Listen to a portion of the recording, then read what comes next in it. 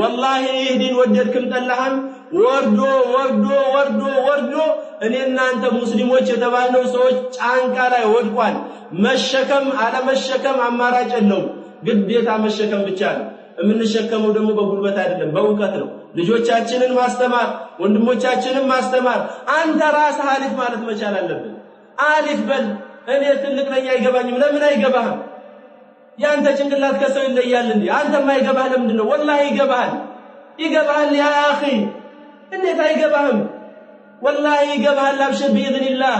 مستعينا بالله بالله يتاجزك ስትሆን ጀምር አንተም ጀምር አሊፍ በል ባበል ለትንሽ ጊዜ አሊፍ ባ ማለት ትግስቱ ከሌለ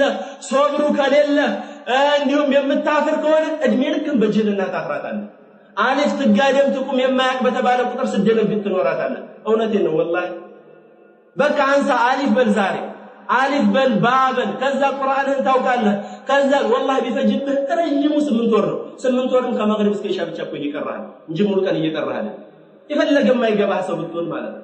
ግን እሳ ካላወቅን ካልገባን ካልተረዳነው ዲኑን ካልያዝ ነው ማን ይቆማል ያ اخي ሁሉም የሚታገለው ለሚወደው ነው አንድ ሰው አሁን ለልጅ አይሞትም والله ይሞታል ለምን የልጅን ጥቅም ስለሚያውቅ ነው አንድ ሰው ለሚስቱ አይሞትም ይሞታል ለምን የሚስትን ጥቅም ስለሚያውቅ ነው ለመሬቱ አይሞትም ይሞታል ለምን የመሬቱን ጥቅም ስለሚያውቅ ዲኑሳ ዲኑንማ ተወው ቀስበል ምንድነው አላህ አልከሳ ነው የሚለው የዲኑን ጥቅም ሲያቀውማ አይው እንደ ሐምዛ እንደ ቢላል ይሞታል የዲኑን ጥቅም ሲያቀውማ እንደ ጀግኖቹ ሸሂድ የሆነ ህይወቱ ያልፋል በዲኔ والله አልደራደር ነው የሚለው የፈለገ ጥቅም ይቅርብኝ ነው የሚለው የፈለገ ክብር ይቅርብኝ የፈለገ ዝና ይቅርብኝ والله በዲኔ አልደራደር ይላል ምን ከሆነ ዲኑን ታወቀ ካላወቀሳ ካላወቀ እንዴት ለማያውቀው ሰው እንዴት ይሞታል የማያውቁት ሀገር አይናፍቅም ሀቢብ ካላወቀው ምንም ስታውቀው ብቻ ነው የሚቆጭ